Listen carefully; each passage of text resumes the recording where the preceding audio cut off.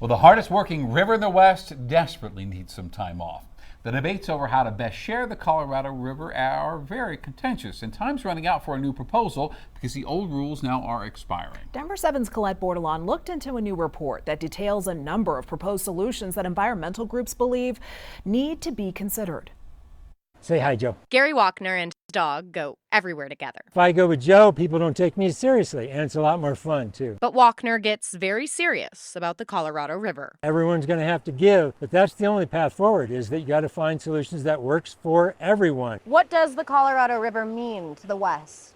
Well, the Colorado River is really the heart and soul of the western United States. The Colorado River supports nearly 40 million people. The upper basin is considered Colorado, Utah, and Wyoming. The lower basin states are Nevada, California, Arizona, and New Mexico. There's only so much water in the river, and over the last 20 years, we've been in a severe drought that the scientists are claiming is caused by climate change. And so the amount of water is going down, and the number of people are going up. He's part of a report from the Great Basin Water Network and their partners, outlining 9 recommendations for the stakeholders who are currently negotiating how they share the river, since the current guidelines expire at the end of 2026. It's very chaotic. The states are in conflict with each other. The states are supposed to have a proposal for the federal government by November, with a final plan next year. So the most important recommendation is to stop draining the river, stop building new dams and reservoirs.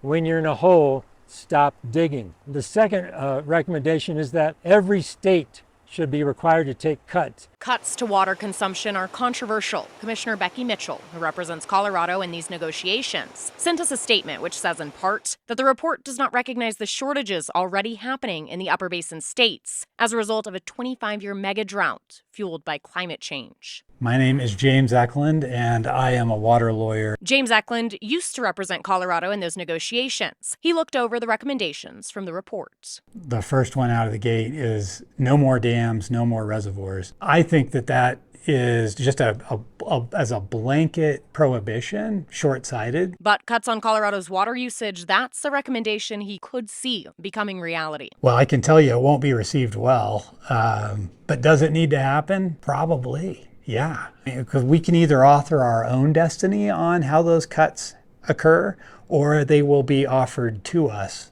or forced down our throat, more likely. Recommendations for the river before time runs out. Colette Bordelon, Denver 7.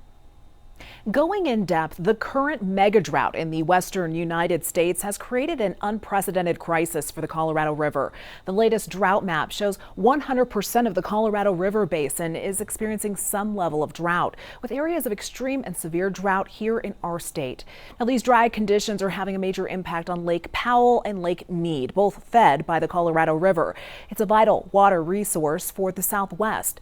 The Central Arizona Project predicts Lake Mead will fall into a Tier 1 shortage next year, which would trigger mandatory water cuts across the Southwest. And I dug deeper into this issue in a 2023 special report called The Power of Water. Denver 7 teamed up with ABC News to go in depth on one of our most vital natural resources. As we discovered, the nonprofit conservation group American Rivers has named the Colorado the most endangered river in the U.S. a dozen times since 1991. One specialist we spoke with says the challenge really isn't just the drought, it's the lack of collaboration and cooperation in managing our river. We have to stop considering water a problem in the West. Yes, it is a limited resource, but I always refer to it as a situation that we need to manage, not a problem we need to solve. Because solving problems means, oh, here's the solution, we're done, let's go home. And the reality is, and it's not just in the western U.S., there are issues associated with water quality, sustainable water management, how are we going to sustain our infrastructure, and they are never, ever, ever going away. With increasing populations, we just have to be more engaged in this, more knowledgeable.